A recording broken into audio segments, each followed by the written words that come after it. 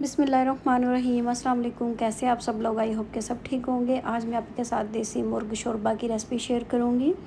तो सबसे पहले हम ले लेंगे एक बर्तन जिसके अंदर हमें कुकिंग करनी है। अब आप किसी भी चीज़ का इस्तेमाल कर सकते हैं। अगर प्रेशर कुकर में बनाना है तो प्रेशर कुकर में बना लें, अगर विदाउट बनाना है तो विदाउट बना लें।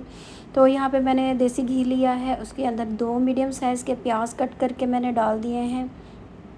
अब प्याज़ों को आपने लाइट पिंक ब्राउन कर लेना है, बहुत ज़्यादा आपने इनका कलर चेंज नहीं करना। और यहाँ पे मेरे पास जो है वो चिकन है। चिकन जो है वो एक पूरा चूज़ा लेके तकरीबन ये 1.5 किलो के करीब होगा। एक्स्ट्रा पार्ट मैंने इसके निकाल दिए, इसे अच्छी तरह धो के वॉश कर लिया। सिरका और नमक और सोडा लगा के मैंने इन्हें वॉश कर लिया था। उसके बाद देखिए यहाँ पे प्याज़ों का कलर आप देख रहे हैं कि इतना ही से ब्राउन करना, इसे ज़्यादा नहीं। उसके बाद इसमें अदरक लहसुन का पेस्ट डालना है। 1 चम्मच भर के आपने अदरक लहसुन का पेस्ट डालेंगे।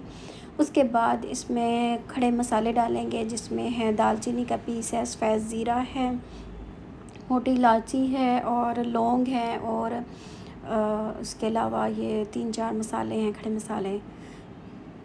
वो आपने ऐड करके थोड़ा सा इसकी भुनाई कर लेनी है। इसका अदरक लहसुन का कच्चापन ख़त्म हो जाए।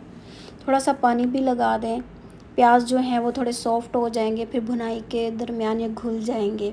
नहीं तो अगर ये फिर ऊपर तैरते हुए नज़र आएंगे, आपने पानी लगाना है इन्हें और ये फिर बिल्कुल घुल मिल जाएंगे। उसके बाद इसमें चिकन ऐड करेंगे। चिकन जो है वो आपने इसको देखना है कि ये चिकन अगर नॉर्मल है, नॉर्मल सा चूज़ा है तो ये फिर जल्दी गल जाएगा। अगर थोड़ा सा हार्ड है तो इसे फिर थोड़ा टाइम लगेगा।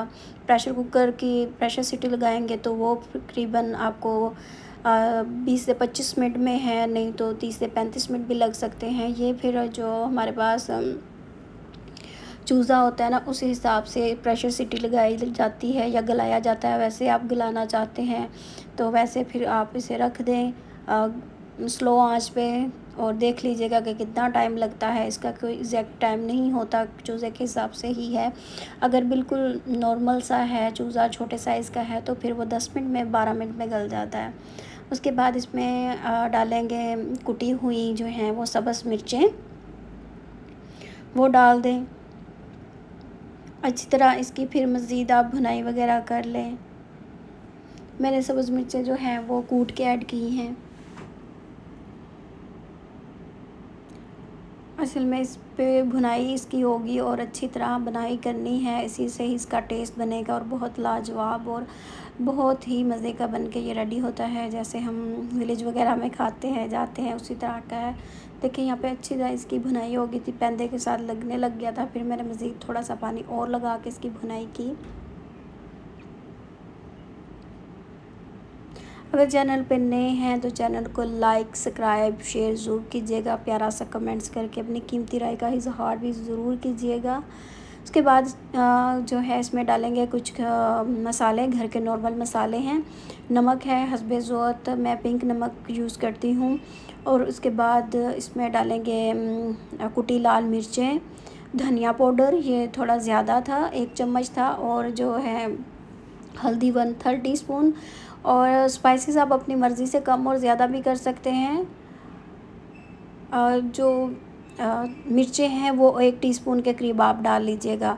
और धनिया पाउडर 1 चम्मच गया था इसके अंदर। अच्छी तरह भुनाई कर लें। उसके बाद इसमें 2 टमाटर जो हैं वो अपने प्यूरी बना के डालनी है, आपने कट करके नहीं डालने, क्योंकि शोरबा है तो शोरबे के अंदर फिर वो हो सकता है कि छिलके वगैरह मुंह में आए तो वो फिर अच्छा नहीं लगता। तो आपने प्यूरी बना के डालनी है। मज़ीद इसकी भुनाई कर लें। अगर आप कोई मसाला ऐड करना चाहते हैं तो कर सकते हैं, जैसे कोरमा मसाला भी 1 चम्मच आप इसके अंदर ऐड कर सकते हैं, उससे भी बहुत अच्छा टेस्ट आएगा। अच्छी तरह भुनाई कर ली मैंने। फिर उसके बाद इसमें मैंने करीबन 1.25 लीटर के करीब पानी लगाया था। आप देख लीजिएगा कि आपने कितना इसमें शोरबा रखना है अपनी फैमिली के हिसाब से। और दूसरा कि इसने कुक भी होना है तो काफ़ी हद तक पानी कम हो जाएगा। तो आपने